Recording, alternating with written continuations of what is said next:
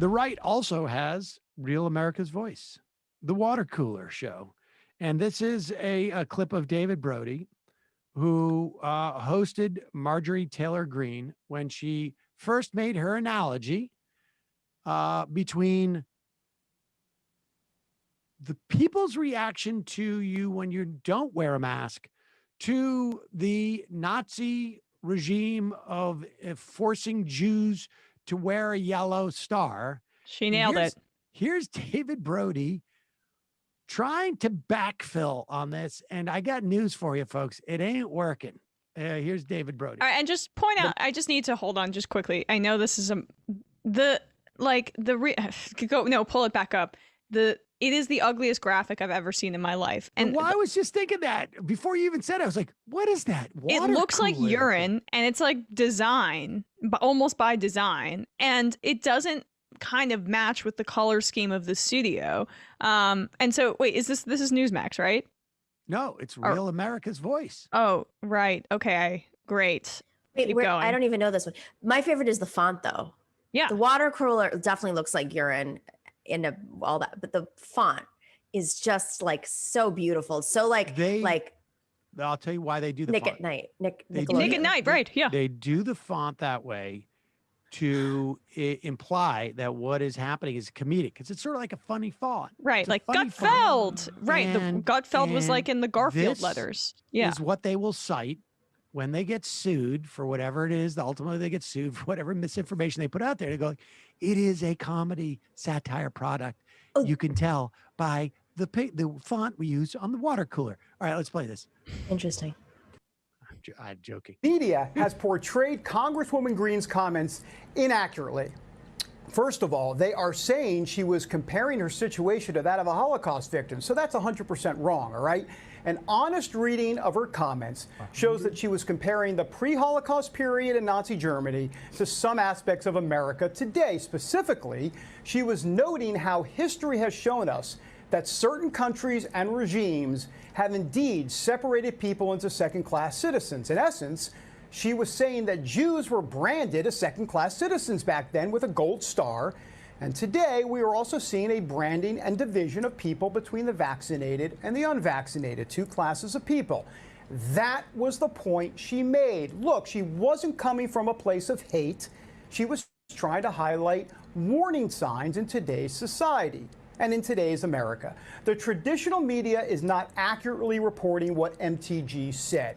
I was criticized heavily this weekend for nodding in agreement to what MTG said and also not following up at the time. Now, sadly, this misrepresentation is totally distorted and intellectually dishonest. I was nodding in agreement at the part when she started talking about the Gold Star treatment in Nazi Germany, because I understood her analogy about people. Just a reminder, he's saying gold star treatment, not yellow star. Right. Right. Things, right. Being separated into two classes of people then and now. I nodded because I had been expressing this exact same sentiment on the air for months regarding comparisons to Nazi Germany and how back then you had to show your papers and today you have to show your vaccine passport. Folks, look, it's important just to make never it the same forget that analogy. before the Holocaust took place, the Nazis forced Jews to wear identifying badges. It was a form of psychological warfare. It was a way of dehumanizing the Jews of Europe. Yes. They were made to feel inferior and different from everyone else in society. Some see parallels to that in the divisions today in a COVID-wary America. But of course, the parallels end once the Jews were taken away to concentration camps. Right, and I was not nodding in agreement to that, nor was Marjorie Taylor Greene suggesting that. Well, let me wait a second. Wait a second. The parallels don't just end when the Jews go to the concentration camps, the death camps. Pretty big schism there, right? That's because the parallels end considerably before then. The difference between saying we're going to demonize you because you're a Jew and we're going to say you need to get vaccinated because there's a pandemic. That's also not, those are not parallels. It's like saying like, creating a second class of citizens that are to be scorned. In fact, Unvaxxed Americans.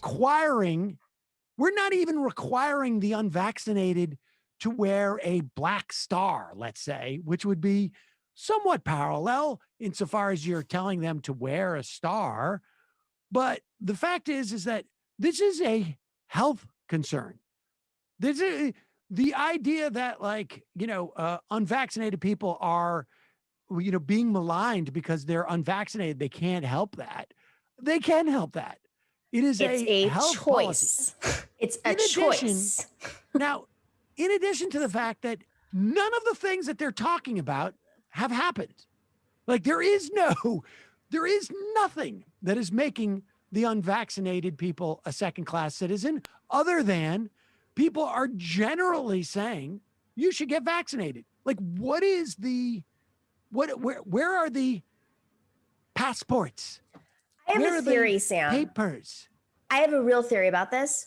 When we were all confused and angry about the CDC saying you can now go in without masks and you don't have to, all the rules changing, I think it was about the midterms. I think the Democratic Party wanted to deflate the balloon, knowing very well, maybe Biden, knowing very, very well, this is a little conspiratorial, I know, that herd immunity might be possible, that more and more people are getting vaccinated, that we're getting to that the non-vaxxers are just going to, and it's going to shut up the right wing, because at the end of the day, they don't have to wear their masks. They're not being forced to take vaccines.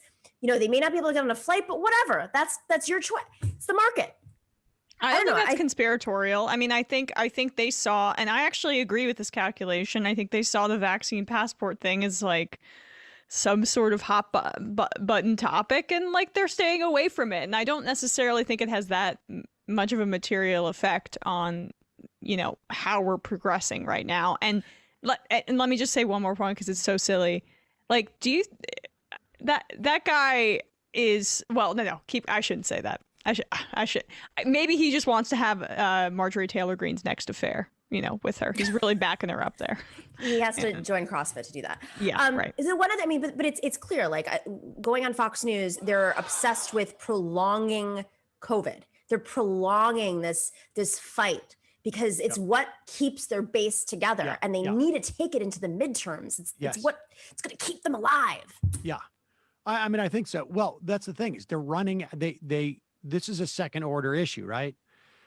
They're now not complaining about, they can't complain about Biden's failure when it comes to COVID. So now they're complaining about his success, right? I mean, that's what this is ultimately about. It's attacking. And this is so short-lived. Like, the Giants, I'm going to a Giants game in the fall. Like, they just announced they're going to have full capacity stadium starting in September. Like, this is not going to last that long. Whatever,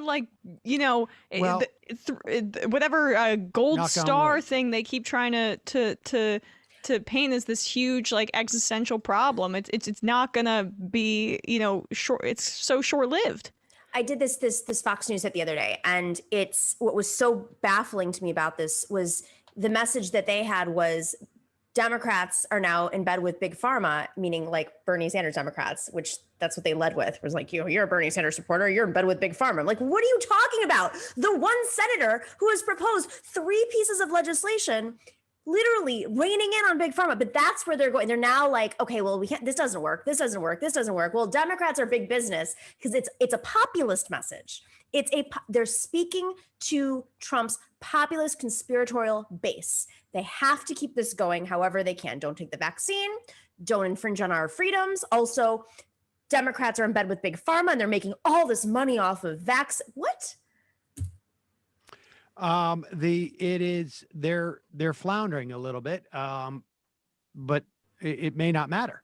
But they're still going to win the midterms. It may not matter. I mean, this is